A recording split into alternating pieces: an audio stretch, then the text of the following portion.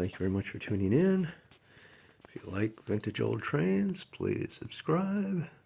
Today we're going to talk a little bit about the Voltamp 2222. This is the high cab version, dating back to about 1910 to about 1912. Voltamp was an electric company based in Baltimore. So, of course, the hometown railroad was the Baltimore and Ohio, and they paid homage, coming out with their engine here, calling it the Royal Blue Limited. And as you can see, it's a blue boiler and with some black trim.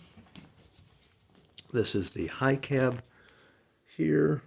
Later, they would come up with 3 windows with a little arch window on the top, and then in 1922, they revised it again with a much lower cab for their streamlined look. But this is a 2-inch train running on, right now, running on Carlisle and Finch track. But when Voltamp first was introduced in 1908 till roughly about 1911, they had the same ribbon rail here, and then they introduced a sectional track. So we're running typical period pieces here. You can see springs on the trucks here, and the freight cars all have the sprung trucks. They would eliminate those roughly about 1915 and go just to cast trucks. We also have a blue caboose back here, a little worse for wear, but it is the lovely blue that Voltamp came up with. We're running DC. Pulling this train, we're pulling roughly about 9 volts. So we'll fire it up again, do a little more running here. When Voltamp introduced this was kind of all the rage in the American toy train world, because we have 6 drivers, of course. There's a 10-wheeler. Their first engine was just an American, a 440, and they came up with a couple variations of some 040s.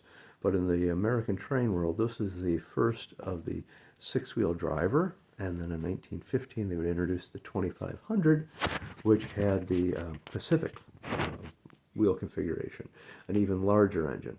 We're going around a 6-foot circle here, but they allowed these to go down to 50-inch circle. I mean, it looks pretty tight. You can see the overhang here.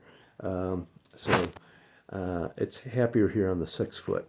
I wouldn't want to run anything smaller than that. You have brass wheels. This one is equipped with an automatic reverse. For $2.50, Voltamp would sell you an automatic reverser.